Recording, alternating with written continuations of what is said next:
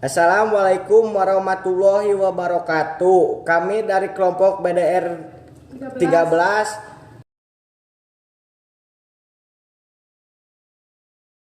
politik. Soekarno mendapatkan pendidikan di sekolah-sekolah modern kolonial Belanda hingga pada tahun 1207. Soekarno mendirikan dan menjadi pemimpin sebuah organisasi politik yang disebut Partai Nasional Indonesia (PNI) yang ditunjukkan untuk mencapai kemerdekaan penuh untuk Indonesia. Oleh karena itu, sampai saat ini masyarakat Indonesia sangat menghormati dan mengagumi Soekarno karena mendedikasikan hidupnya untuk kemerdekaan Indonesia yang membawa identitas politik baru kepada negara Indonesia. Ekonomi.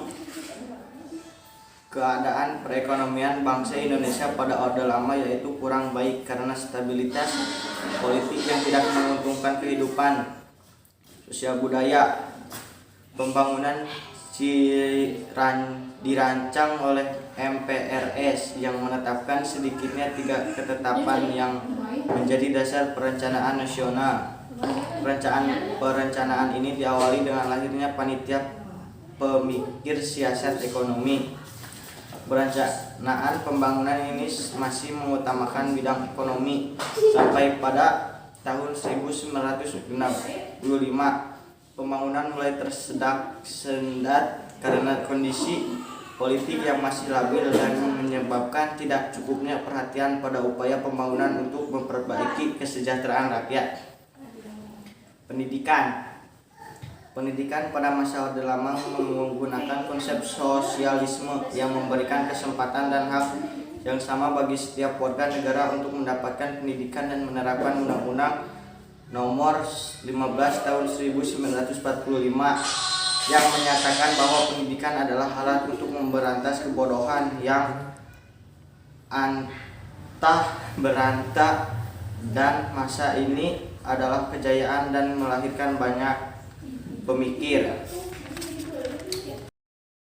Politik.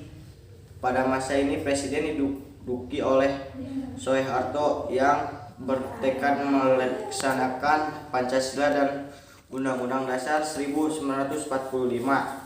Negara murni dan konsekuensi.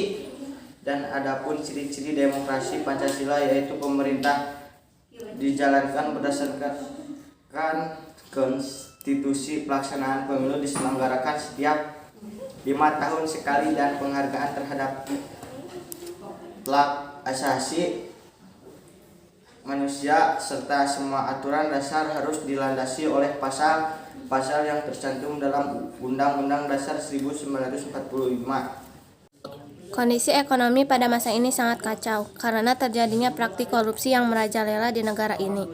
Dan untuk mengatasi masalah ini, pemerintah melakukan program pada upaya penyelamatan ekonomi nasional, terutama stabilitas dan rehabilitas ekonomi dan langkah-langkah yang diambil Kabinet Ampera. Mendobrak kemacetan ekonomi, berorientasi pada kepentingan dan debirokratisasi. Sosial budaya. Pada masa ini kebijakan yang ada kurang memperhatikan kesejahteraan rakyat. Dan hal ini menimbulkan kesenjangan sosial dan ketimpangan sosial di berbagai aspek kehidupan. Dan juga pemerintah membuat kebijakan yang mengharuskan masyarakat keturunan Cina harus mengubah nama Cinanya. Pendidikan. Pelaksanaan pendidikan pada masa Orde Baru ternyata banyak menemukan kendala, karena pendidikan Orde Baru mengusung ideologi keseragaman, dan kesetaraan dalam pendidikan tidak dapat diciptakan karena unsur dominatif dan submitif. Serta peserta didik diberikan beban materi pelajaran yang banyak dan berat tanpa memperhatikan keterbatasan alokasi, kepentingan dengan faktor-faktor kurikulum yang lain untuk menjadi peka terhadap lingkungan. Politik. Pada masa ini sistem yang dinilai jauh lebih demokratis dan presiden resmi diganti menjadi Habibie, dan ia membuat sejumlah kebijakan dalam mereformasi kehidupan politik serta menciptakan politik yang jauh lebih transparan. Mengadakan pemilihan umum yang benar-benar berlangsung bebas, rahasia, jujur, dan adil. Ekonomi. Kondisi perekonomian Indonesia mulai membaik dari masa sebelumnya. Laju pertumbuhan PDB, nilai pasar semua barang dan jasa yang diproduksi negara mulai positif.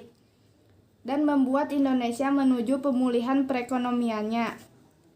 Sosial budaya. Pada masa reformasi ini, kehidupan sosial budaya di Indonesia dan di beberapa daerah lebih terbuka apalagi sekitar ibu kota.